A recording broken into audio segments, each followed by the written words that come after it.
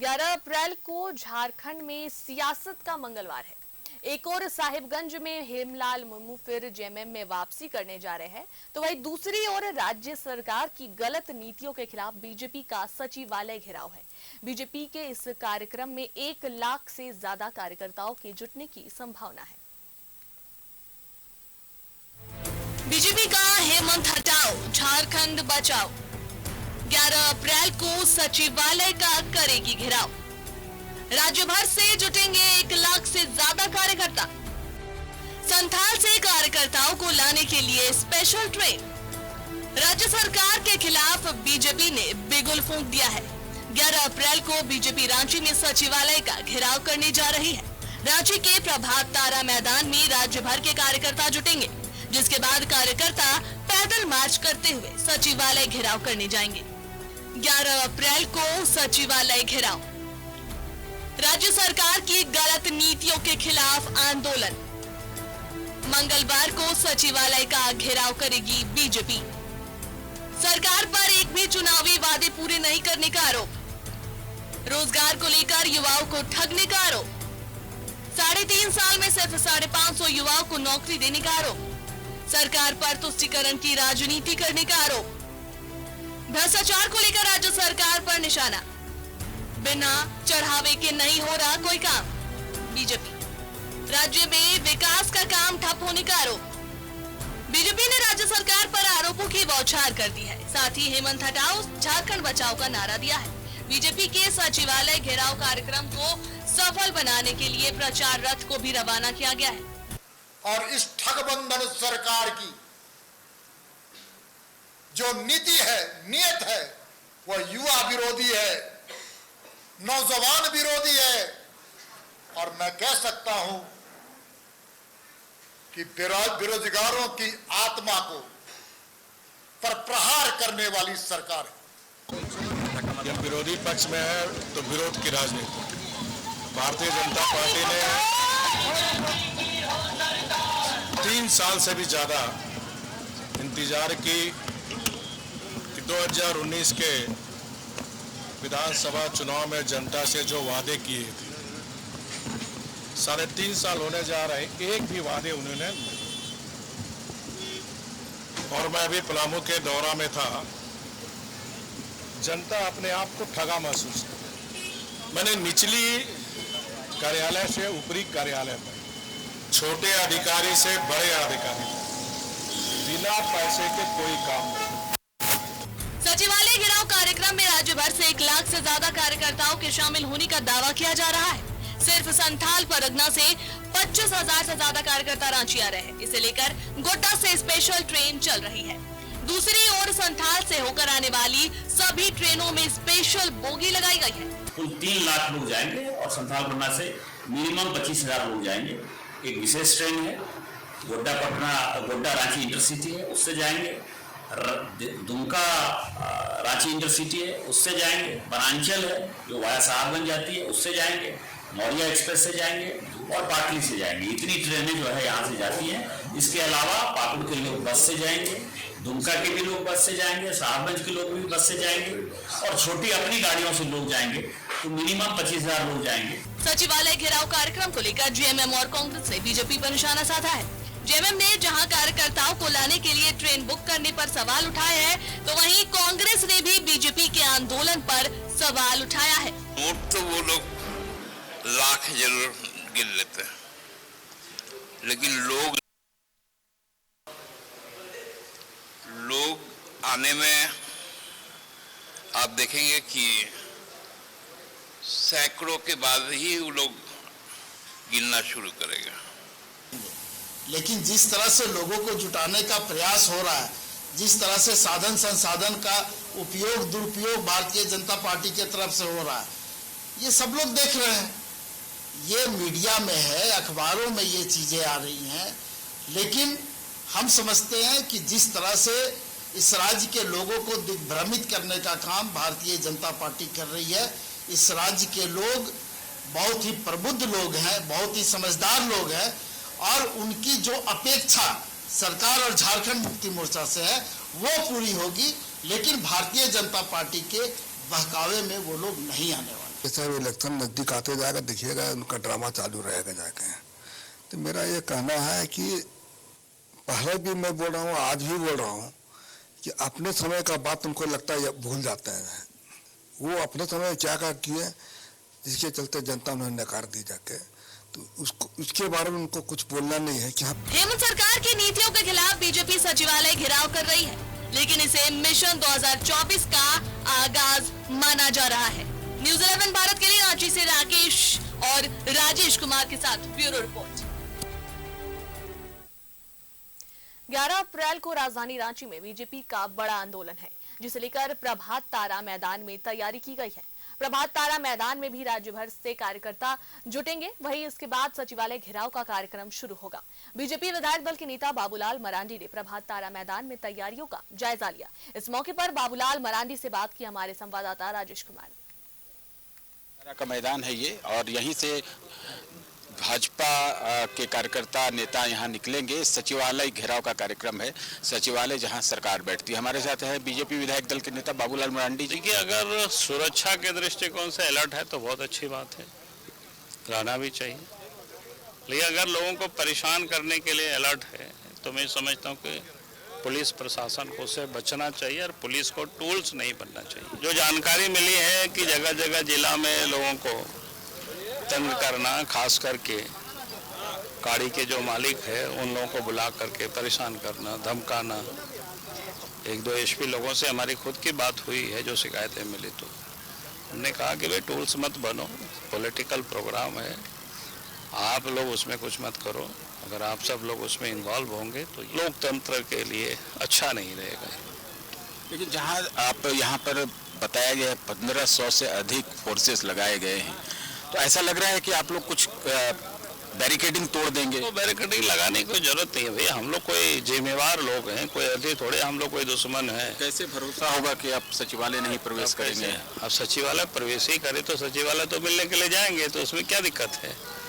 मुख्यमंत्री को वहाँ आना चाहिए, हम लोगों से बात करनी चाहिए। कहीं कोई अराजक स्थिति तो नहीं होगी? इतना अनुशासन रहेगा? क्यों नहीं रहेगा भाई? इतनी भीड़ की उम्मीद कर रहे हैं। कल आप खुद देख लीजिए, मैदान एक खचाखच भर जाएगी यहाँ से। एमएम का कहना है कि जितनी बगल के शालीमार बाजार में भीड़ नहीं होती उतनी भी भीड़ नहीं होगी।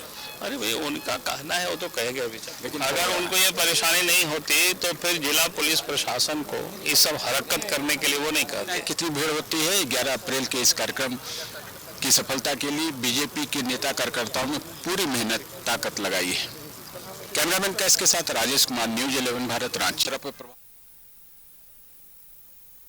बीजेपी के सचिवालय घेराव को लेकर प्रशासन अलर्ट है। डीजीपी ने पुलिस मुख्यालय में बैठक की और सुरक्षा के मद्देनजर अधिकारियों को कई दिशा निर्देश दिए।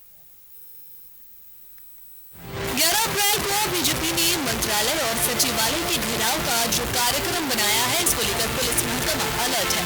डीजीपी अजय कुमार सिंह ने पुलिस मुख्यालय में वरिष्ठ पदाधिकारियों के साथ एक बैठक की। डीजीपी अजय कुमार सिंह ने बताया कि प्रदर्शन को लेकर सुरक्षा व्यवस्था सुनिश्चित कर दी गई है।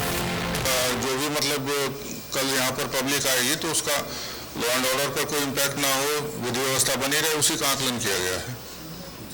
और भी प्रदेश में कहीं कहीं से कुछ समाचार आ रहा है, हालांकि अब सब खैरियत है। जमशेदपुर की मैं बात कर रहा हूँ। नहीं, जमशेदपुर में शांति है और अभी सब कुछ ठीक है। झारखंड मंत्रालय में बैठक के बाद डीजीपी रांची के डीसी और एसपी के साथ धुरवा गोल चक्कर पहुंचे, जहां उन्होंने बैरिकेडिंग का जायजा लिया। बताया गया कि सभी दिशाओं में मंत्रालय की ओर आने वाली सड़क को बैरिकेड कर वहां पर सुरक्षा बल तैनात कर दिया गया है।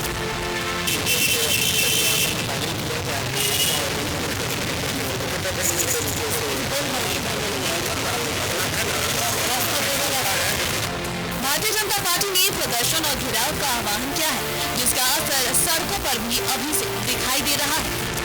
कैमरामैन कुणाल के साथ शहनवाज अख्तर की रिपोर्ट।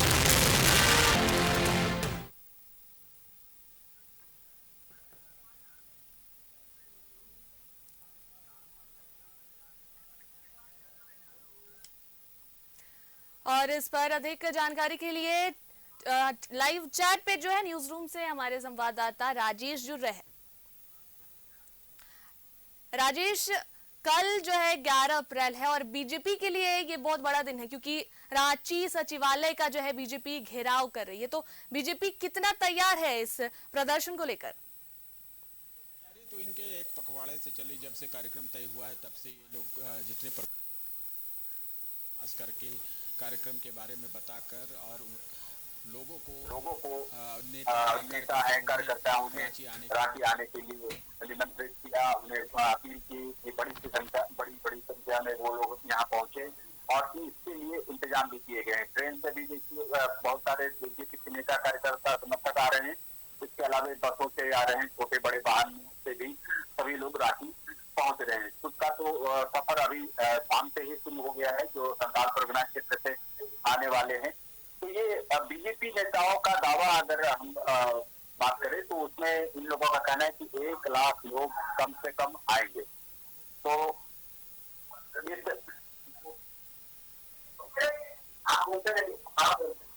तो 1 लाख से अधिक लोग यहाँ आएंगे। और वैसे कितने लोग आते हैं ये देखना होगा, क्योंकि चाहे वो चतरा को, संताल परगना को, देवघर से हो, ये सभी जगहों से सभी लोग आ रहे हैं। क्योंकि इसकी बड़ी तैयारी की गई है और तैयारी इस तरह से की गई है कि सभी को दायित्व दिया गया है।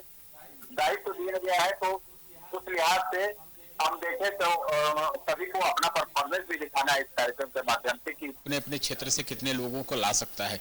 क्योंकि अभी देखिए आने वाले समय में चुनाव होना है और ये पैरामीटर्स भी तय होते हैं कि वो कितने सक्षम है लोगों को लाने में और कितने लोग उनके कहने पर रांची पहुंचते। बड़ा कार्यक्रम तय किया गया है प्रभात तारा मैदान, जिसे बीजेपी जगन्नाथ मैदान का नाम देती है और वहां पर सभी लोग इकट्ठा होंगे, चाहे वो ट्रेन से आए कहीं से आए, वो सुबह सुबह वहां इकट्ठा होंगे। वहां पर भोजन का इंतजाम किया गया है, टेंट लगाया गया है, मंच बनाए गए हैं। वहां पर प्रमुख नेता भाषण भी देंगे, संबोधित भी करेंगे पहले, उसके बाद सचिवालय घेराव का कार्यक्रम होगा और सभी लोग कूच करेंगे एक साथ सचिवालय यानी प्रोजेक्ट भवन की ओर कूच करेंगे।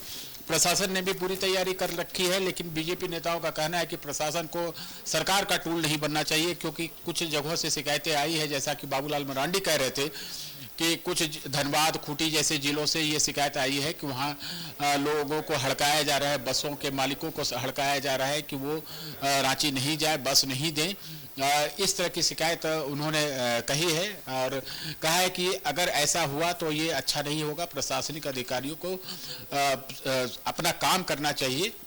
यहाँ रांची जिला में जिस प्रकार से चारों तरफ से फोर्सेस लगाए गए हैं, हर चौक चौराहे पर पुलिस बल तैनात किए गए हैं और खासतौर पर जो कार्यक्रम स्थल है प्रभात तारा मैदान, उसके चारों तरफ फोर्सेस लगाए गए हैं। आप देखें कि निषेधाज्ञा लागू कर दी गई है और कोई भी मूवमेंट इस तरह का नहीं हो जिस कारण से शांति भंग हो, ऐसा प्रशासन ने इंतजाम किया है। आप देखें कि आज पुलिस महानिदेशक अजय कुमार सिंह हो या मुख्य सचिव सुखदेव सिंह, उन्होंने भी बैठक की और राज्य सरकार के तरफ से जो जिला प्रशासन को निर्देश है कि शांतिपूर्ण तरीके से ये कार्यक्रम बीजेपी का होना चाहिए और कहीं किसी को भी कानून हाथ में लेने का अधिकार नहीं है। अब ये देखना है कि सचिवालय घेराव कार्यक्रम को लेकर जब भाजपा के नेता और कार्यकर्ता कूच करेंगे तो उन्हें कहां रोका जाता है, वहां कहां तक जाने दिया जाता है। इतना तो स्पष्ट है कि कोई प्रोजेक्ट भवन तक तो नहीं पहुंच पाएगा, लेकिन बीजेपी नेता और कार्यकर्ताओं की यह कोशिश जरूर रहेगी कि वो इस कार्यक्रम के माध्यम से संदेश दें और बैरिकेडिंग जो की है वहां तक तो वो पहुंचेंगे ही और संभव है कि वो उसे पार करने का प्रयास करें। इस दौरान प्रशासन उन्हें रोकने का जरूर प्रयास करेगा। संभव है या आशंका कहें कि वहां पर हो सकता है कि नोकझोंक भी हो, क्योंकि सचिवालय घेराव का जब कार्यक्रम है और पार्टी के इतने लोग आ रहे हैं तो जाहिर सी बात है कि प्रोजेक्ट भवन पहुंचने का प्रयास किया जाएगा और इसकी सफलता उसी पर निर्भर करेगी जब ये लोग जितना अधिक हो वहाँ कम दूरी तक यानी अधिक से अधिक ये लोग पहुँचे, प्रोजेक्ट भवन के करीब पहुँचे। लेकिन प्रशासन ने कड़े इंतजाम किए हैं और 3 लेयर बैरिकेडिंग की गई है। बड़े बड़े अधिकारी वहाँ इसकी मॉनिटरिंग में लगे हुए हैं। रांची के डीसी और एसएसपी तो कई दिनों से सारी चीज़ों को देख रहे हैं। आप इस कार्यक्रम की अहमियत को यह समझिए कि चीफ सेक्रेटरी और डीजीपी ने भी पूरे मामले की जानकारी लेते हुए क्या तैयारी की गई है इसकी समीक्षा की गई है। तो बीजेपी नेताओं का कहना है कि राज्य की जितना जो जनता है वह राज्य सरकार से क्षुब्ध है, उसकी नाकामियों से परेशान है। यहाँ के जो नौजवान शिक्षित बेरोजगार हैं, सरकार ने उन्हें ठगा है। आज दीपक प्रकाश ने प्रेस वार्ता कर यह आरोप लगाए और कई आरोप लगाए। तो इस सरकार को सत्ता में रहने का अधिकार नहीं है। उधर झारखंड मुक्ति मोर्चा के लोगों ने कटाक्ष करते हुए कहा है कि जितनी भीड़ की ये लोग दावेदारी कर रहे हैं वो उतनी भीड़ आएगी नहीं। हाँ, पैसे जितने खर्च करने हो कर लें, लेकिन जो ये कह रहे हैं उससे कहीं 1/10 भी भीड़ नहीं हो पाएगी। तो खैर ये राजनीतिक बयानबाजी है। अब कल कार्यक्रम होगा और सुबह से ही लोग प्रभात तारा मैदान में इकट्ठा होना शुरू हो जाएंगे। वहाँ पर बड़ा इंतजाम किया गया है, खाने की व्यवस्था की गई है, टेंट लगाए गए हैं। जैसा भी मौसम रहेगा उस हिसाब से वहाँ पर तैयारी की गई है। और महिलाएं होंगी, युवा होंगे, पार्टी के वरिष्ठ नेता होंगे, ये तमाम लोग प्रदेश से अलग अलग जगहों से आ रहे हैं और यह सिलसिला आज देर रात से शुरू हो जाएगा रांची पहुंचने का। आप देखें कि हर सांसदों को यह दायित्व दिया गया था, विधायकों को यह दायित्व दिया गया था कि वो अपने अपने क्षेत्र से अधिक लोगों को इस कार्यक्रम में शामिल कराने का प्रयास करें। और सभी की यह प्रतिष्ठा भी जुड़ी हुई है कि अधिक से अधिक भीड़ इकट्ठा हो, तभी यह कार्यक्रम सफल माना जाएगा। वैसे प्रदेश अध्यक्ष ने कहा है कि भीड़ इतनी होगी कि कल लोग देख लेंगे और जो कटाक्ष कर रहे हैं सत्ता पक्ष के लोग, उनको मुंह तोड़ जवाब मिल जाएगा। अनुष्का। राजेश, कहीं ना कहीं ये एक बड़ा प्रदर्शन रहेगा बीजेपी के तरफ से, लेकिन कल ही जो है 11 अप्रैल को बीजेपी का जो है दामन छोर हेमलाल मुर्मू जो है वो जेएमएम में शामिल होने जा रहे हैं। तो बीजेपी को है जो कितना बड़ा झटका लग सकता है? देखिए, संथाल परगना में एक चेहरा तो जरूर रहे हैं, पुराने नेता हेमलाल मुर्मू रहे हैं। संभवतः वो 5 बार के विधायक रह चुके हैं और पहले झारखंड मुक्ति मोर्चा के एक नेता के रूप में उनकी अच्छी पहचान रही है।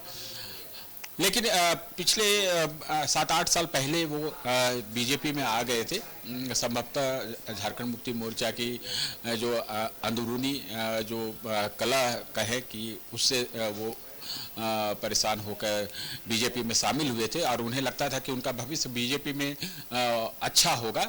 लेकिन उन्होंने कई चुनाव लड़े, उन्हें पार्टी ने यानी बीजेपी ने उन्हें कई चुनाव लड़ाए, लोकसभा के चुनाव लड़ाए, विधानसभा के चुनाव लड़ाए, यहाँ तक कि वर्तमान मुख्यमंत्री हेमंत सोरेन के खिलाफ विधानसभा का चुनाव लड़वाया, लेकिन वो सफल नहीं हो पाए और अब वो घर वापस जा रहे हैं। झारखंड मुक्ति मोर्चा के नेताओं का कहना है कि वो कहीं न कहीं दिग्भ्रमित होकर बीजेपी में चले गए थे, लेकिन अब वो मिट्टी के लाल हैं, वहाँ संथाल परगना के सपूत है, इसलिए वो उन्हें ये समझ में आया कि उनका भविष्य जो है जेएमएम में ही है, तो वो फिर से वापस आ रहे हैं। कल उनकी वापसी अपने पुराने दल में हो जाएगा। एक बड़ा जुलूस है जो कल बीजेपी की तरफ से आने वाला है, तो जो प्रशासन की तरफ से क्या कुछ तैयारी की गई है और क्या लगता है इस प्रदर्शन से हेमंत सरकार पे कितना असर पड़ेगा? हेमंत सरकार पर क्या असर पड़ेगा? देखिए, लोकतांत्रिक व्यवस्था में कोई भी सरकार को अगर मैंडेट मिलता है तो वो 5 साल के लिए मिलता है, उससे पहले कोई उसे डिगा नहीं सकता। हाँ, सरकार या गठबंधन में दरार आ जाए, उसी में खटपट हो जाए तो भले सरकार गिर जाती है और वो असामयिक उसकी मृत्यु हो जाती है, लेकिन ऐसा नहीं होता है। अगर गठबंधन प्री पोल अलायंस रहता है और सभी लोग समझदारी से सरकार में काम करते हैं तो सरकार 5 साल तो अपना कार्यकाल पूरा करती ही है। वैसे बीजेपी का जो धर्म है, एक विपक्ष के नाते सरकार की नाकामियों को, उसकी विफलताओं को जनता के सामने लाना है, क्योंकि अंततः उन्हें भी चुनाव में जाना है। और 2024 में आप देखें कि लोकसभा का चुनाव है जिसमें राज्य में 14 लोकसभा की सीटें हैं और फिलहाल एनडीए फोल्डर में 12 सीटें हैं। तो बीजेपी ने प्लान किया है कि वो सभी 14 सीटें जीतेगी और एनडीए फोल्डर में ये सारी सीटें जाएंगी। इसी साल यानी 2024 के अंत में विधानसभा का भी चुनाव होना है। तो यहाँ पर विधानसभा में 81 सीटें हैं। आप देखें कि 2019 में जो लोकसभा का चुनाव हुआ तो यहाँ से 12 सीटें एनडीए के फोल्डर में गई, लेकिन वहीं उसी साल विधानसभा का चुनाव हुआ तो रघुवर सरकार सत्ता से बाहर हो गई। तो ये तो लोकतंत्र है, जनता मालिक है, किसके काम से खुश रहती है, किसके काम से नाखुश रहती है, तो वह अपना आशीर्वाद जो है वोट के माध्यम से देती है।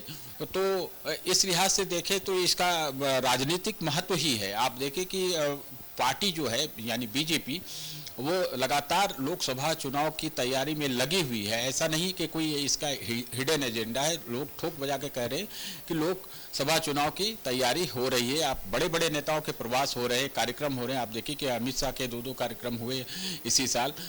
इसके बाद कई और प्रमुख नेता आए हैं, केंद्र में जो मंत्री हैं उनका प्रवास कार्यक्रम हुआ है।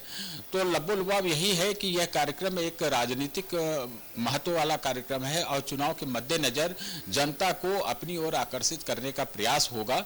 अब विषय कितने हैं, कितने कन्विंस कर पाते हैं जनता को, यह तो चुनावी प्रतिफल में पता चलता है कि जब चुनाव होता है और उसका रिजल्ट आता है।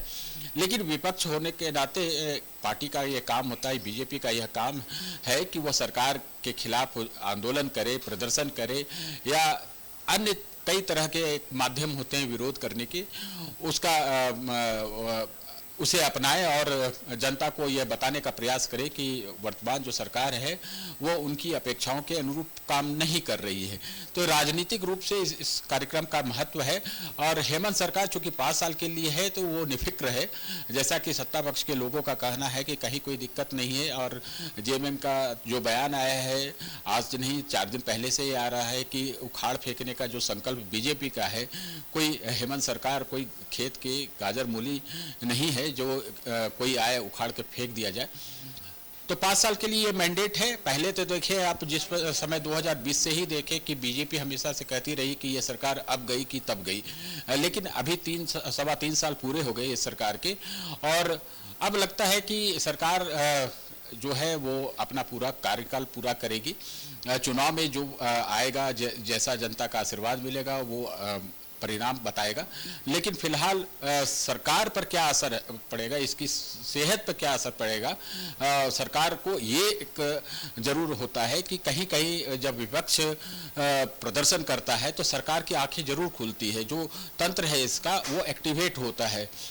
कहीं कोई कमियां हैं, अगर विपक्ष इस बात को उठाता है तो उस ओर ध्यान जरूर दिया जाता है, क्योंकि जो राजनीतिक दल होते हैं वो विपक्ष में होते हैं, वो एक प्रेशर ग्रुप के तरह ही काम करते हैं और इसका बड़ा असर पड़ता है सत्ता पक्ष पर। और वो काम अगर कहीं कोई कमियां हो, आपने देखा है कि बाबूलाल मरांडी ने एक वीडियो जारी किया था प्रधान सचिव मुख्यमंत्री के प्रधान सचिव राजीव अरुण एक्का के संबंध में, तो सरकार ने एक्शन लिया, उन्हें तबादला कर दिया साहब में। उसके बाद जांच हो गई, एक कार्रवाई भी चल रही है।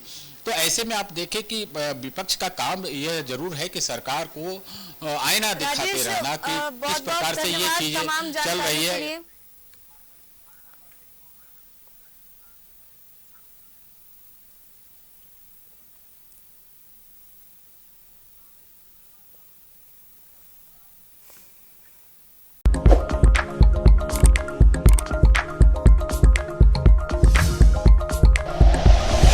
Like and share videos, subscribe करें हमारा चैनल और प्रेस करें बेल आइकॉन। News 11 भारत, सच है तो दिखेगा।